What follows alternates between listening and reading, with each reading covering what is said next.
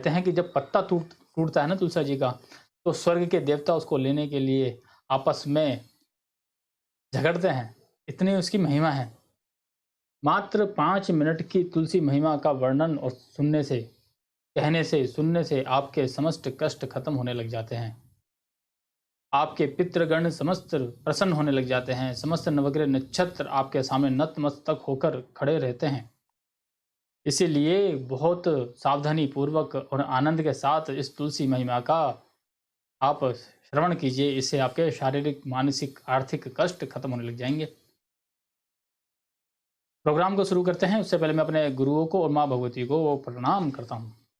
अब तुलसी महिमा सुनिए। इस महिमा को पूरा सुने, बीच में ना छोड़ें, इससे दोष लगता है। ब्रह्मा जी कहते हैं, कार्तिक मास में जो विष्णु भक्त पुरुष प्रातः काल स्नान करके पवित्र होकर कोमल तुलसी दल से भगवान दामोदर की पूजा करता है, वह निश्चय ही मोक्ष प्राप्त कर लेता है। जो भक्ति से रहित है, वह यदि सोने चांदी से भगवान की पूजा करता है तो भी उसकी पूजा भगवान को स्वीकार नहीं होती। सभी जाति के लोगों के लिए भक्ति ही सबसे उत्कृष्ट मानी गई है। भक्तिहीन कर्म भगवान को प्रसन्न नहीं कर सकता। यदि तुलसी के आधे पत्ते से भी प्रतिदिन भगवान विष्णु की पूजा की जाए तो भी वह स्वयं आकर दर्शन देते हैं। पूर्व काल की बात है, भक्त विष्णुदास भक्तिपूर्वक तुलसी पूजन से शीघ्र ही विष्णु धाम को चला गया और राजा चोल उसकी तुलना में गौण हो गए।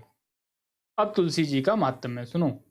वह पाप का नाश करने वाली और पुण्य की वृद्धि करने वाली हैं। अपनी लगाई हुई तुलसी जितना ही अपने मूल का विस्तार करती हैं, उतने ही सहस्त्र युगों तक मनुष्य ब्रह्मलोक में प्रतिष्ठित होता है। यदि कोई तुलसी संयुक्त जल में स्नान करता है तो वह सब पापों से मुक्त होकर भगवान विष्णु के लोक में आनंद का अनुभव करता है। महामुने, जो लगाने के लिए तुलसी का संग्रह करता है और लगाकर तुलसी का वन तैयार कर देता है, वह उतने से ही पाप मुक्त होकर ब्रह्म भाव को प्राप्त होता है। जिसके घर में तुलसी का बगीचा विद्यमान है, उसका वह घर तो तीर्थ के ही समान है, वहां यमदूत नहीं जाते। तुलसी वन सब पापों को नष्ट करने वाला, पुण्य में तथा अभिष्ट कामनाओं को देने वाला होता है। जो श्रेष्ठ मानव तुलसी का बगीचा लगाते हैं, वे यमराज को नहीं देखते। जो मनुष्य तुलसी काष्ठ संयुक्त गंध धारण करता है, क्रियामाण पाप उसके शरीर का स्पर्श नहीं करता। जहाँ तुलसी वन की छाया होती है, वहीं पितरों की तृप्ति के लिए श्राद्ध करना चाहिए। जिसके मुख में, कान में और मस्तक पर तुलसी का पत्ता दिखाई देता है, उसके ऊपर यमराज भी दृष्टि नहीं डाल सकते, फिर दूतों की तो बात ही क्या है। जो प्रतिदिन आदरपूर्वक तुलसी की महिमा सुनता है, वह सब पापों से मुक्त होकर ब्रह्म लोक को जाता है। बोलो तुलसी मैया की जय।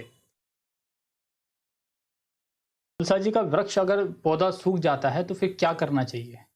उनके छोटे छोटे जो रेशे निकले होते हैं, छोटी छोटी टहनियाँ निकली होती हैं, उनको तोड़ के इकट्ठा करके रख लेना चाहिए। और अगर आप जब भी भगवान विष्णु का यज्ञ करें तो उसमें आहुति के रूप में, वो समिधा के रूप में वो प्रयोग करने चाहिए। और जो तुलसी की जड़ बच जाती है, आप उसे उठा के साफ करके अपने पास रख लीजिए। जब भी कोई समस्या आए तो वो उसे आप अपने कंठ में धारण कर सकते हैं, उससे आपको बहुत लाभ प्राप्त होगा। तुलसी के पत्ते को कभी भी द्वादशी के दिन नहीं तोड़ना चाहिए, ना ही एकादशी के दिन तुलसा जी में पानी डालना चाहिए, क्योंकि उस दिन तुलसी मैया का व्रत होता है एकादशी का, और द्वादशी को वो थकी हुई होती हैं, इसलिए भी उनका पत्ता नहीं तोड़ना चाहिए। संक्रांति, जिस टाइम सूर्य नारायण एक राशि से दूसरी राशि में प्रवेश करते हैं, तब भी तुलसी का पत्ता नहीं तोड़ना चाहिए। तुलसी के पत्ते को शुक्रवार, मंगलवार और रविवार के दिन नहीं तोड़ना चाहिए। अगर आपके घर में किसी का जन्म है तो भी सूतक पातक के टाइम में तुलसी का पत्ता नहीं तोड़ना चाहिए। तुलसी जी के दीपक जरूर लगाना चाहिए। तुलसी मैया के समीप दीपक लगाने में एक सावधानी रखें, कई लोग तुलसी के दीपक इतने पास में रखते हैं कि उनकी टहनियाँ जल जाती हैं, तो थोड़ा सा दूर हटा के तुलसी का दीपक लगाना चाहिए। दीपक जब बुझ जाए, शांत हो जाए, तब उसे उठा के रख दें। बुझा हुआ दीपक वहाँ नहीं रखना चाहिए। अब तुलसी जी की मिट्टी इतनी पवित्र होती है कि जब भी आप उसको जल दें, वो मिट्टी को आप अपने मस्तक पर जरूर लगा के रखें। कान में लगा के रखें, कंठ पे लगा के रखें। इससे आपको सभी अभिष्ट फलों की प्राप्ति होने लग जाएगी। के सामने दीपक जलाते समय ये 8 नाम जरूर बोलने चाहिए। इन्हें तुलसी अष्टक बोला जाता है। वृंदावनी, विश्व पूजिता, विश्व पावनी, पुष्प सारा, नंदिनी चय, तुलसी, कृष्ण जीवनी। तुलसी जी का अर्थ है तुलना जिसकी नहीं हो सकती, उसको तुलसी कहा गया है।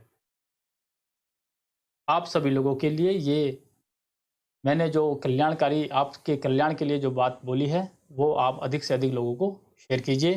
बोलो तुलसी मैया की जय। तुलसा जी को कभी भी दक्षिण दिशा में नहीं रखें, उसे या तो आग्नेय कोण में रखें या ईशान कोण में रखें।